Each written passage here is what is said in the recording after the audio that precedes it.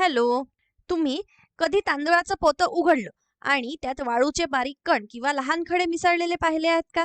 किंवा जेव्हा शेतातून तांदूळ नुकतेच प्रक्रिया करून आलेले असतात तेव्हा तुम्ही ते पाहिले आहे का? त्यामध्ये काही खडे किंवा वाळूचे तुकडे पाहिले आहे का? किंवा तुम्ही एका ग्लासात पाणी ओतताना तळाशी गाळ किंवा सेडिमेंट्स पाहिले आहे का? किंवा असं गढूळ पाणी दिसणं म्हणजेच अशुद्ध पाणी असतं का? मग हे जर अशुद्ध पाणी असेल तर त्यात नको असलेले घटक काढून टाकल्याशिवाय आपण खरोखरच या गोष्टी खाऊ किंवा पिऊ शकतो का? तर आपण असं करत नाही. स्वयंपाक करणे किंवा कोणती गोष्ट पिण्यापूर्वी आपण सहसा असे घटक स्वच्छ करण्यासाठी काही वेळ देतो. पण आपण तांदूळातून हे लहान दगड किंवा या अशुद्ध पाण्यातून हा गाळ कसा वेगळा करतो बरं? आणि इथेच आपल्याला कामात येतात त्या म्हणजे विलगीकरणाच्या पद्धती किंवा सेपरेशन टेक्निक्स. या पद्धती आपल्या अन्नातील किंवा आपल्या पेयातील नको असलेल्या गोष्टी निवडून वेगळ्या करण्यासाठी वापरत असलेल्या सोप्या पद्धती आहेत. असे केल्याने आपण जे सेवन करतो ते सुरक्षित आणि चवदार आहे याची खात्री करतो. आपण पुढच्या काही व्हिडिओमध्ये निवडणे किंवा हँड पिकिंग, चाळणे किंवा सीविंग, उफणणे म्हणजेच विनोईंग, निवळणे म्हणजे डिकॅन्टेशन आणि गाळणे किंवा फिल्ट्रेशन यासारख्या पद्धतींचा अभ्यास करूया. आणि आपले अन्न आणि पाणी स्वच्छ ठेवण्यासाठी त्या आपल्या दैनंदिन जीवनात आपल्याला कशी मदत करतात हे बघूया. चला तर सुरुवात करूया. तर आपण आपल्या अन्नातून नको असलेले घटक काढून टाकण्याचे सर्वात सोप्या पद्धतींपैकी एक पद्धतीबद्दल आपण आता बोलणार आहोत. म्हणजे जसं मी तुम्हाला व्हिडिओच्या सुरुवातीला विचारलं की तांदळाचं पोतं उघडल्यावर तुम्हाला त्यात लहान दगड किंवा वाळूचे कण दिसले आहे का?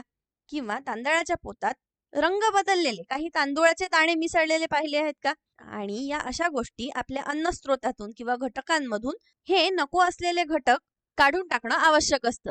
आता जेव्हा ही अशुद्धता किंवा इम्प्युरिटी डोळ्यांना दिसण्या इतपत मोठी असते आणि सहज निवडून काढण्यासारखी असते तेव्हा आपण ही पद्धत वापरतो. आपण बऱ्याचदा या पद्धतीचा विचारही न करता घरातही करत असतो.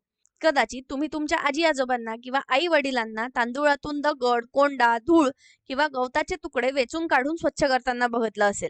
आणि हे करताना त्यांनी आपल्या बोटांचा वापर केला असेल. म्हणजेच त्यांनी त्यांच्या बोटांचा वापर करून नको असलेले पदार्थ वेचून काढले असतील. आणि याच पद्धतीला आपण निवडणे किंवा हँड पिकिंग असं म्हणतो. आता तुम्ही निवडण्याच्या इतरही प्रसंगांचा विचार करू शकता का?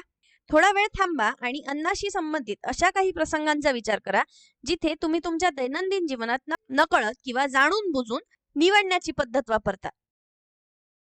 उदाहरणार्थ, जेव्हा तुम्ही सुक्या मेव्याच्या एका भांड्यातील विविध सुक्या मेव्यांमधून टरफले किंवा खराब झालेला सुकामेवा वेगळा करता, किंवा जेव्हा तुम्ही पालकाच्या जुडीमधून कोमेजलेले पानं वेचून काढता, किंवा जेव्हा तुम्ही या लाल टरबुजामधून त्याच्या काळ्या बिया वेचून काढता.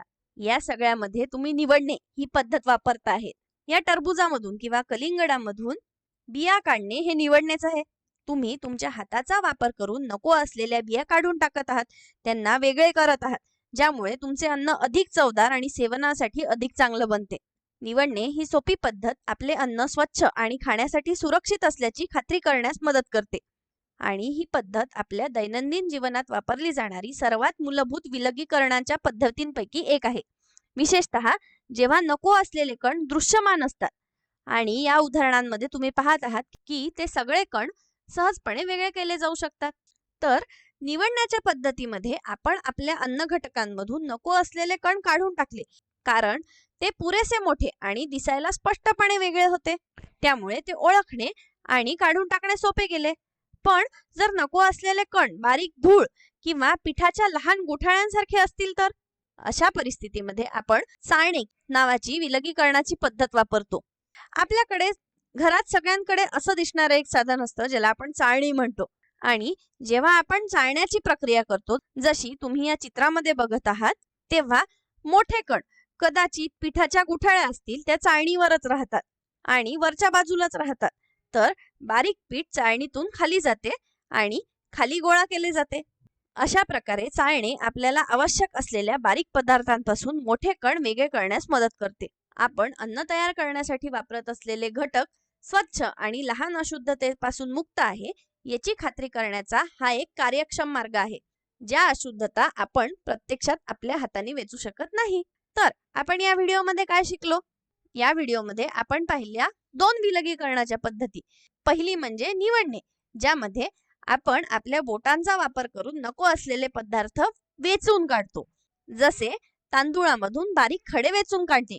आणि दुसरी पद्धत जी आपण शिकलो ती म्हणजे चाळणे, ज्यामध्ये चाळणी वापरून आपण बारीक पदार्थ वेगळं करतो, जसे पिठाच्या गुठळ्या. आणि त्यासाठी आपण वापरतो ती म्हणजे अशा प्रकारची दिसणारी चाळणी.